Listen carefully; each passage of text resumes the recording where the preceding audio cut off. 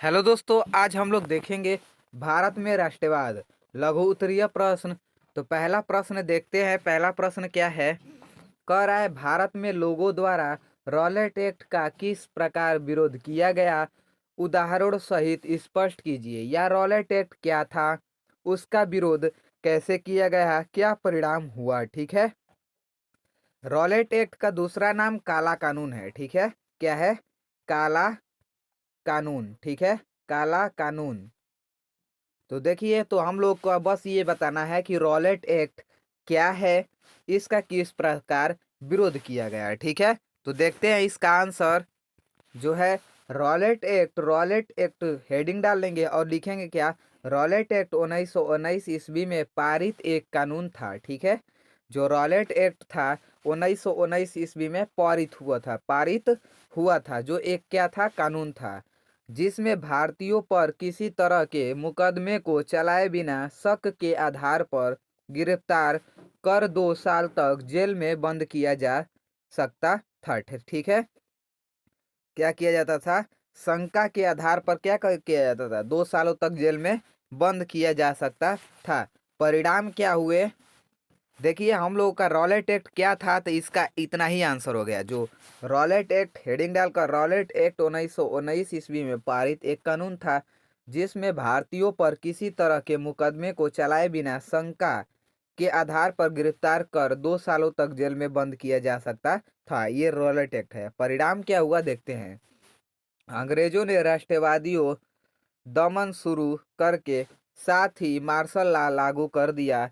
13 अप्रैल को जलियांवाला बाग हत्याकांड हुआ। ठीक है। अब देखिए, यहाँ जो जलियांवाला बाग हत्याकांड हुआ, कब हुआ? 13 अप्रैल को हुआ। ठीक है। कब हुआ? 13 अप्रैल को हुआ। आगे बढ़ते हैं, देखते हैं विरोध। विरोध जो हुआ भारत के द्वारा, देखिए, भारत में लोगों द्वारा रॉलेट एक्ट का विरोध निम्न प्रकार से किया गया था। कैसे कैसे किया गया था देखते हैं। विभिन्न शहरों में रैली जुलूसों का आयोजन किया गया। ठीक है। रैली निकाली गई, जुलूस निकाले गए और इसका विरोध किया गया। ठीक है। रेलवे वर्कशॉप में कामगार हड़ताल पर चले गए। जो रेलवे वर्कशॉप में काम करते थे जो लोग, वो क्या करिए किए? हड़ताल कर दिए, यानी हड़ताल पर चले गए। कई शहरों में दुकानदारों ने दुकान बंद करके अपना विरोध जताया। ठीक है।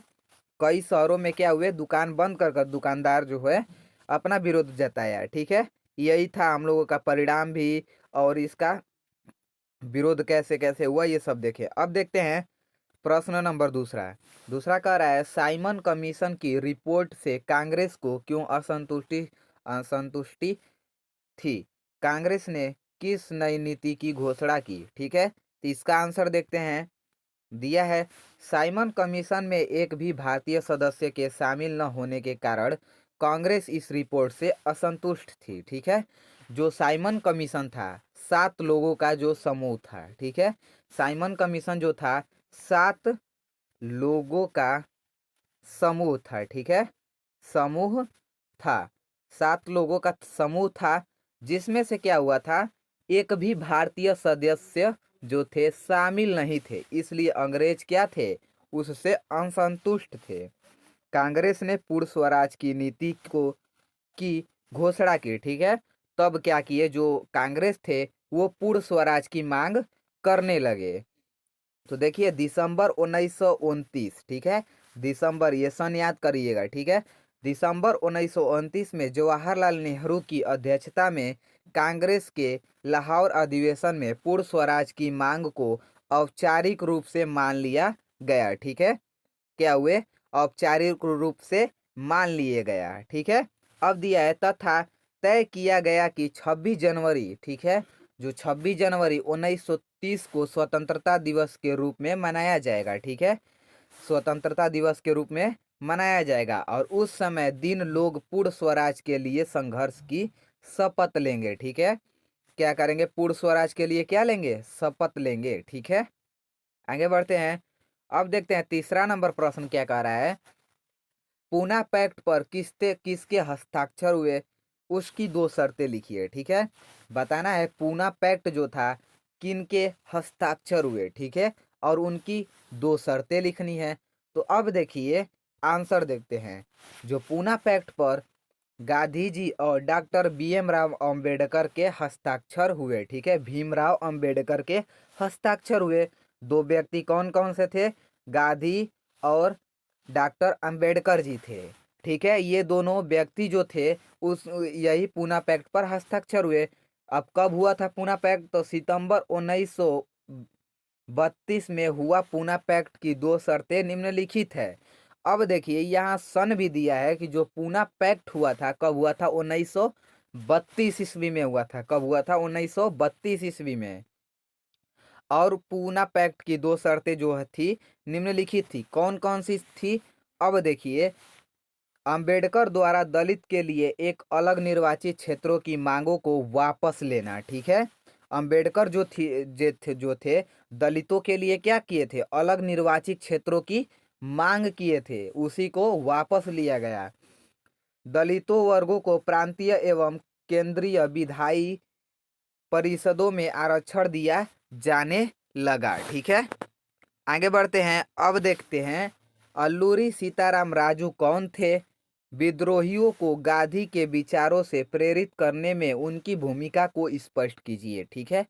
तो देखते हैं कि अल्लूरी राम राजू कौन थे, ठीक है। अल्लूरी सीताराम राजू कौन थे? तो देखिए आंसर देखते हैं। अल्लूरी सीताराम राजू आंध्र प्रदेश के आदिवासी क्षेत्र में रहने वाले थे, ठीक है। वो क्या करते थे? आंध्र प्रदेश के निवासी थे जो आदिवासी के रहने वाले थे, तथा उनके गुडेम्ब विद्रोह को नेतृत्व प्रदान किया था, ठीक है। आगे बढ़ते हैं। वे बहुमुखी व्यक्तित्व के धनी थे। वे खगोलीय घटनाओं का संकीर्ण अनुमान लगा सकते थे, ठीक है। जो मतलब खगोलीय घटनाएं हुआ था उनका अनुमान लगा सकते थे। बीमार लोगों का इलाज करते थे। जो भी लोग बीमार थे उनका इलाज करते थे। राजू महात्मा गांधी की महानतम के गुणों गाते थे। जो राजू थे महात्मा गांधी के महानता का जो था गुण गाते थे। उनका कहना था कि वह असहयोग आंदोलन से प्रेरित हैं। उन्होंने लोगों को खादी पहनने तथा शराब छोड़ने के लिए प्रेरित किया। जो खादी पहन ले और शराब छोड़ दें। साथ ही उन्होंने यह दावा भी किया कि भारत अहिंसा के बल पर नहीं बल्कि केवल बल प्रयोग के जरिए ही आज़ाद हो सकता है, ठीक है। जैसे कह रहा है क्या? भारत अहिंसा के बल पर नहीं बल्कि केवल बल प्रयोग किए जरिए ही आज़ाद हो सकता है, ठीक है। आगे बढ़ते हैं। नमक यात्रा उपनिवेशवाद के खिलाफ प्रतिरोधों का एक असरदार प्रतीक थी। स्पष्ट कीजिए, ठीक है। एनसीईआरटी का ये क्वेश्चन है। आंसर देखते हैं। 31 जनवरी 1930 को गांधी जी ने वर्सराय इरविन को एक खत लिखा, ठीक है। इस खत में उन्होंने 11 मांगों का उल्लेख किया था। इनमें से कुछ सामान्य मांगे थी जबकि कुछ मांगे उद्योगपतियों से लेकर किसानों तक विभिन्न तबकों से जुड़ी हुई थी, ठीक है। गांधी जी इन मांगों के माध्यम से समाज के सभी वर्गों को अपने साथ जोड़ना चाहते थे, ठीक है। वो जो मांगे किए थे उसके लिए क्या करते थे? समाज के सभी वर्ग जो थे अपने साथ जोड़ना चाहते थे ताकि सभी उनके अभियान में शामिल हो सके। इनमें से सर्वाधिक प्रमुख मांग नमक कर को समाप्त करने के बारे में थी, ठीक है। सफलतापूर्वक नमक यात्रा निकालकर गांधी जी ने अनौपचार अनौवेश, ठीक है, ब्रिटिश सरकार को अपने सत्याग्रह के तरीकों से उत्तर दिया, ठीक है। नमक यात्रा वास्तव में उपनिवेशवाद के विरुद्ध प्रतिरोध का एक सबसे बड़ा प्रतीक थी, ठीक है। आगे बढ़ते हैं और देखते हैं 6 नंबर दिया है। उन परिस्थितियों की व्याख्या कीजिए जिनमें गांधी जी ने 1931 में सविनय अवज्ञा आंदोलन को वापस लेने का निर्णय किया था। अब उस वो क्या परिस्थिति थी देखते हैं आंसर में। अब देखिए उत्तर जो है गांधी इरविन को, ठीक है, गांधी जी ने जो थे इरविन समझौता के तहत, गांधी इरविन समझौता के तहत 1931 ईस्वी में सविनय अवज्ञा आंदोलन को वापस लेने का निर्णय लिया था।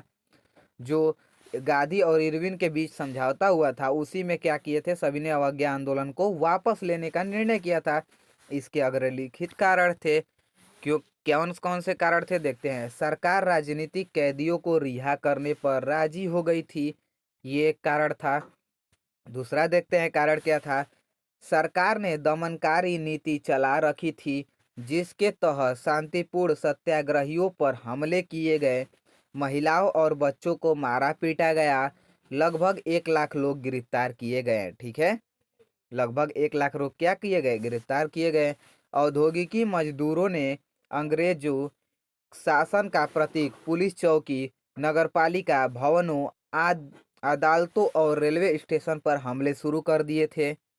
ठीक है, आगे बढ़ते हैं। सविनय अवज्ञा आंदोलन के प्रति लोगों और उपनिवेशक सरकार ने किस प्रकार प्रतिक्रिया व्यक्त की, स्पष्ट कीजिए। तो आंसर देखते हैं। इसका आंसर क्या है, देखिए। देश के विभिन्न भागों में हजारों लोगों ने नमक कानून तोड़ा और सरकारी नमक कारखाने के सामने प्रदर्शन किया। आंदोलन फैला तो विदेशी कपड़ों का बहिष्कार किया जाने लगा, शराब की दुकानों की पिकेटिंग होने लगी, यानी बंद कर देने जाने लगी। अब देखते हैं। किसानों ने लगान और चौकीदारी कर चुकाने से इनकार कर दिया था। गांवों में तैनात कर्मचारी इस्तीफे देने लगे। बहुत सारे स्थानों पर जंगलों में रहने वाले वन कानूनों का उल्लंघन करने लगे। ठीक है, अब देखते हैं।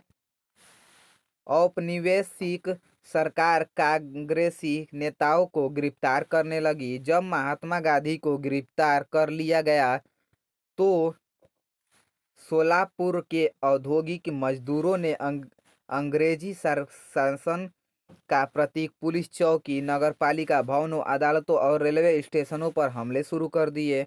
सरकार ने दमन नीतियों अपनाते हुए औरत, बच्चों और शांतिपूर्ण सत्याग्रहियों को मारा पीटा और लगभग 1 लाख लोग गिरफ्तार किया। ठीक है, आगे बढ़ते हैं। 8 नंबर, रॉलेट एक्ट के खिलाफ चले आंदोलनों का दमन किस प्रकार किया गया। ठीक है, रॉलेट एक्ट के खिलाफ चले गए जो आंदोलन का दमन किस प्रकार किया गया, अब देखते हैं। गांधी जी रॉलेट एक्ट जैसे अन्यायपूर्ण कानून के खिलाफ अहिंसक नागरिक अवज्ञा चाहते थे। इसे 6 अप्रैल 1919 को एक हड़ताल से शुरू होना था। ठीक है, और देखते हैं। विभिन्न शहरों में रैली जुलूसों का आयोजन किया गया। रेलवे वर्कशॉप में कामगार हड़ताल पर चले गए, दुकानें बंद हो गई।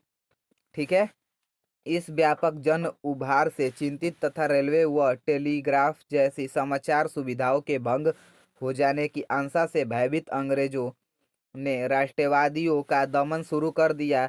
अमृतसर में बहुत सारे स्थानीय नेताओं को हिरासत में ले लिया गया। ठीक है, हिरासत में ले लिया गया। गांधी जी के दिल्ली प्रवेश पर पाबंदी लगा दी गई। 10 अप्रैल को पुलिस ने अमृतसर में एक शांतिपूर्ण जुलूस पर गोली चला दी। इसके बाद लोग बैंकों, डाकखानों और रेलवे स्टेशन पर हमले करने लगे। मार्शल लॉ लागू कर दिया गया और जनरल डायर ने पंजाब में कमान संभाल ली। ठीक है, पंजाब में क्या किए थे, कमान संभाल लिए थे, कमान। खिलाफ आंदोलन क्यों शुरू हुआ। ठीक है, खिलाफत जो आंदोलन था क्यों शुरू हुआ, खिलाफत आंदोलन क्यों शुरू हुआ, तो आप लोगों को बताना है क्यों शुरू हुआ। तो आज आंसर देखते हैं। पहले विश्व युद्ध में ऑटोमन तुर्की की हार हो चुकी थी। ठीक है, पहले विश्व युद्ध में क्या हुआ था, ऑटोमन तुर्की की हार हो चुकी थी। इस आशय की अफवाह फैली हुई थी कि इस्लामी विश्व के आध्यात्मिक नेता खलीफा, ठीक है, ऑटोमन सम्राट पर एक बहुत सख्त शांति संधि थोपी जाएगी। ठीक है, खलीफा की तत्कालिक शक्तियों की रक्षा के लिए 1919 ईस्वी में बम्बई में एक खिलाफत समिति का गठन किया गया। मोहम्मद अली और शौकत अली बंधुओं के साथ इस युवा मुस्लिम नेताओं ने इसे मुकदमे पर संयुक्त जन कार्यवाही की संभावना तलाशने के लिए महात्मा गांधी के साथ चर्चा शुरू कर दी। सितंबर 1920 ईस्वी में कलकत्ता के अधिवेशन में महात्मा गांधी ने भी दूसरे नेताओं को राजी कर लिया कि खिलाफत आंदोलन के समर्थन और स्वराज के लिए एक असहयोग आंदोलन शुरू किया जाना चाहिए। अब ये पूछता है कि गांधी जी किस आंदोलन में शामिल नहीं थे, तो यही एक आंदोलन था, यानी खिलाफत आंदोलन जो था उसी में महात्मा गांधी सामान से मतलब कि उनके द्वारा चलाया गया आंदोलन नहीं था। ठीक है, गांधी इरविन समझौता के प्रावधानों का वर्णन कीजिए। ठीक है, तो आंसर देखते हैं। सविनय अवज्ञा आंदोलन के परिप्रेक्ष्य में 5 मार्च 1931 को गांधी इरविन समझौता हुआ था। इस इरविन उस समय भारत के वायसराय में थे। ठीक है, इस समझौते में प्रमुख प्रावधान अग्रलिखित थे। कौन था? सविनय अवज्ञा आंदोलन स्थगित कर दिया जाएगा, सरकार अध्यादेशों व मुकदमों को वापस ले लेगी, हिंसात्मक अपराधियों को छोड़कर अन्य समस्त राजनीतिक बंदियों को मुक्त कर दिया जाएगा। ठीक है, शराब, अफीम व विदेशी वस्तुओं की दुकानों पर धरना देने वाले को गिरफ्तार नहीं किया जाएगा, समुद्र तट से एक निश्चित दूरी पर नमक बनाने छूट होगी। ठीक है, आगे बढ़ते हैं और देखते हैं। जमानतें व जुर्माने वसूल नहीं किए जाएंगे। ठीक है, जिन व्यक्तियों ने सरकारी नौकरी छोड़ दी उन्होंने वापस लेने में उदार नीति अपनाई जाएगी। ठीक है, कांग्रेस द्वितीय गोलमेज सम्मेलन में भाग लेंगे, विदेशी वस्तुओं के बहिष्कार का राजनीतिक हथियार के रूप में प्रयोग नहीं किया जाएगा, कांग्रेस पुलिस अत्याचारों के विरुद्ध निष्पक्ष जांच की मांग को त्याग देगी। ठीक है, आगे बढ़ते हैं 11 नंबर प्रश्न की ओर। 11 नंबर प्रश्न क्या कह रहा है? राष्ट्रवाद के विकास का विश्व पर क्या प्रभाव पड़ा? ठीक है, तो आंसर देखते हैं इसका। राष्ट्रवाद के विकास के विश्व पर निम्नलिखित प्रभाव पड़े। विश्व में राष्ट्रीय राज्यों का उदय हुआ। ठीक है, अब देखते हैं। समस्त जन समुदाय यह विचारने लगा कि वे कौन हैं, उनकी पहचान किस बात से परिभाषित होती है, अतः वे अपना आप को किस देश के नागरिक के रूप में परिभाषित करने लगे, जिससे उनमें राष्ट्र के प्रति लगाव उत्पन्न होने लगा, यानी प्रेम उत्पन्न होने लगा। आगे बढ़ते हैं। इस परिभाषा के लिए नए प्रतीकों, नए चिन्ह एवं गीतों व विचारों के नए संपर्क स्थापित किए तथा समुदायों की सीमाओं को दोबारा परिभाषित किया। इस परिभाषा के निर्माण के लिए समस्त जन समुदायों ने अपने अपने ढंग से संघर्ष किया, जो कई स्थानों पर काफी लंबा भी चला। अब देखते हैं। सक्रिय राजनीतिक में भाग लेने वाले पूर्व गांधी जी ने किन किन स्थानों पर सत्याग्रह आंदोलन किए, इनमें प्रारंभ करने के कारण क्या थे? महात्मा गांधी द्वारा चलाए गए 3 सत्याग्रह आंदोलनों का विश्लेषण किए। देखते हैं।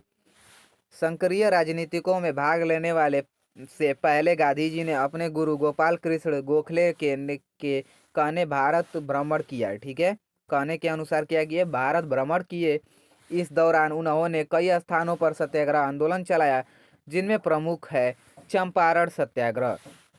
1917 ईस्वी में उन्होंने बिहार के चंपारण क्षेत्रों का दौरा किया और वहां के किसानों को दमनकारी बागान व्यवस्था के खिलाफ सत्याग्रह करने के लिए प्रेरित किया। ये भी जो हुई क्या वो हुई सफल हो गई। ठीक है, गुजरात सत्याग्रह 1918 ईस्वी में गुजरात के खेड़े जिले में किसानों की मदद के लिए सत्याग्रह किया, क्योंकि फसल खराब हो जाने के और प्लेग की महामारी के कारण किसान लगान नहीं चुका पाते थे, जबकि सरकार उन्हें जबरन लगान वसूल कर रही थी। ठीक है, अहमदाबाद सत्याग्रह 1918 ईस्वी में अहमदाबाद के सूती कपड़ा कारखानों में कार्य करने वाले मजदूरों के हितों की रक्षा के लिए उन्होंने सत्याग्रह आंदोलन किया। उपयुक्त आंदोलनों में उन्होंने सफलता भी मिली, जिस कारण आम आदमी में उनकी अलग अलग पहचान स्थापित हुई। आगे बढ़ते हैं। 13 नंबर। जलियांवाला बाग हत्याकांड पर एक संक्षिप्त टिप्पणी लिखिए। ठीक है, टिप्पणी लिखना है जलियांवाला बाग हत्याकांड पर। ठीक है, अब देखते हैं। रॉलेट एक्ट के विरुद्ध में पंजाब के अमृतसर जिले की जनता अत्यंत आक्रोशित थी। इस शहर में सैनिक शासन लागू करने के लिए नियंत्रण जनरल डायर को दिया गया था। ठीक है, अब देखते हैं 12 अप्रैल 1919 को नगर में सार्वजनिक सभा पर प्रतिबंध लगा दिया गया, जिसकी पूरी जानकारी जनता को नहीं कराई गई। 13 अप्रैल को बैसाखी का त्यौहार था, ठीक है। जो 13 अप्रैल था वो उस दिन बैसाखी का त्यौहार था। इस दिन सरकार की नीति के विरोध करने के लिए जलियांवाला बाग में एक सार्वजनिक सभा का आयोजन किया गया। सभा शांतिपूर्वक चल रही थी, तभी जनरल डायर ने 200 देसी और 50 गोरे सिपाहियों को साथ लेकर बाग के एकमात्र दरवाजे को रोक लिया और निसहस्ती जनता पर गोली की बौछार शुरू कर दी। 10 मिनट तक भीड़ पर गोली की बौछार होती रही। इस हत्याकांड में हजारों व्यक्ति मारे गए और असंख्य घायल हुए, ठीक है। इस घटना से भारतीय में भयंकर असंतोष की लहर दौड़ गई, ठीक है। अब देखते हैं प्रथम विश्व युद्ध का भारतीय समाज व अर्थव्यवस्था पर क्या प्रभाव पड़ा। तो आंसर देखते हैं, प्रथम विश्व युद्ध के भारतीय समाज व अर्थव्यवस्था पर निम्नलिखित प्रभाव पड़े। कौन कौन से पड़े देखते हैं। पहला है, इस विश्व युद्ध में नई आर्थिक और राजनीतिक स्थिति पैदा हुई थी, ठीक है। आगे बढ़ते हैं, इसके कारण रक्षा ठीक है, इसके कारण रक्षा व्यय में भारी इजाफा हुआ। इस खर्चों की भरपाई करने के लिए युद्धों के नाम पर कर्जे लिए गए और करों में वृद्धि की गई, ठीक है। सीमा शुल्क बढ़ा दिया गया और आयकर शुरू किया गया। युद्ध के दौरान कीमतें तेजी से बढ़ रही थी। 1913 से 1918 के बीच कीमतें दोगुनी हो चुकी थी, जिसके कारण आम लोगों की मुश्किलें बढ़ गई, ठीक है। गांवों में सिपाहियों को जबरन भर्ती किया, जिसके कारण ग्रामीण इलाकों में व्यापक गुस्सा था। 1918 से 1919 में और 1920 से 1921 में देश के बहुत सारे हिस्सों में को फसल खराब हो गई, जिस कारण खाद्य पदार्थों का भारी अभाव पैदा हो गया। आगे बढ़ते हैं, उसी समय फ्लू की महामारी फैल गई। 1921 की जनगणना के मुताबिक दुर्भिक्ष और महामारी के कारण 120 से 130 लाख लोग मारे गए, ठीक है। आगे बढ़ते हैं 15 नंबर, सत्याग्रह के विचारों का मतलब बताना है। सत्याग्रह का क्या अर्थ है, सत्याग्रह का अर्थ स्पष्ट कीजिए तथा गांधी जी के सत्याग्रह के विचारों का उल्लेख कीजिए। आगे बढ़ते हैं, देखते हैं, सत्याग्रह के विचारों का मूल आधार सत्य की शक्ति पर आग्रह तथा सत्य की खोज करना। गांधी इसके प्रबल समर्थक तथा उन्होंने उसकी व्याख्या इस प्रकार की। कैसे किए देखिए, अगर आपका उद्देश्य सच्चा है, यदि आपका संघर्ष अन्याय के खिलाफ है, तो उत्पीड़क से मुकाबला करने के लिए आपको किसी शारीरिक बल की आवश्यकता नहीं है, ठीक है। आगे बढ़ते हैं, प्रतिशोध की भावना या आक्रामकता का सहारा लिए बिना सत्याग्रहियों के केवल अहिंसा के सहारे भी अपना संघर्ष में सफलता हो सकता है, ठीक है। इसके लिए दमनकारी शत्रु की चेतना को झिंझोड़ना चाहिए। उत्पीड़क शत्रु को ही नहीं बल्कि सभी लोगों को हिंसा के जरिए सत्य को स्वीकार करने पर विवश करने की बजाय सच्चाई को देखने और उसे सहज भाव से स्वीकार करने के लिए प्रेरित किया जाना चाहिए, ठीक है। आगे बढ़ते हैं और देखते हैं, इस संघर्ष में अंततः सत्य की ही जीत होती है। गांधी जी का अटूट विश्वास था कि अहिंसा का धर्म सभी भारतीयों को एकता के सूत्र में बांधा सकता है, ठीक है। अब देखते हैं, भारत छोड़ो आंदोलन के किन्हीं 3 कारणों का उल्लेख कीजिए। भारत छोड़ो आंदोलन के प्रमुख कारणों का उल्लेख कीजिए। अब देखते हैं, भारत छोड़ो आंदोलन के 3 कारण निम्नवत है। इस आंदोलन का तात्कालिक कारण क्रिप्स मिशन के बिना किसी अंतिम निर्णय पर पहुंचते ही समाप्त हो जाना था, ठीक है। और देखते हैं, द्वितीय विश्व युद्ध में भारत का ब्रिटिश सरकारों को बिना शर्तों समर्थन करने की मंशा को भारतीय राष्ट्रीय कांग्रेस द्वारा सही से न समझा जाना। द्वितीय विश्व युद्ध के परिणाम स्वरूप आर्थिक व्यवस्था की स्थिति काफ़ी खराब हो गई थी, ठीक है। और देखते हैं, ब्रिटिश सरकार विरोध भावनाओं तथा पूर्ण स्वतंत्रता की मांग ने भारतीय जनता के बीच लोकप्रियता हासिल कर ली थी। वही अखिल भारतीय किसान सभा, फॉरवर्ड ब्लॉक आदि जैसे आदि जैसे कांग्रेस ने संबंध विभिन्न निकायों के नेतृत्व में 2 दशक से चल रहे जन आंदोलनों से इस आंदोलन ने के लिए पृष्ठभूमि निर्माता कर दी थी। ठीक है, ठीक है, आगे बढ़ते हैं और इतना ही था। मिलते हैं अगले वीडियो में, तब तक के लिए धन्यवाद। ऐसे ही वीडियो देखने के लिए हमारे चैनल को सब्सक्राइब जरूर कीजिएगा। धन्यवाद।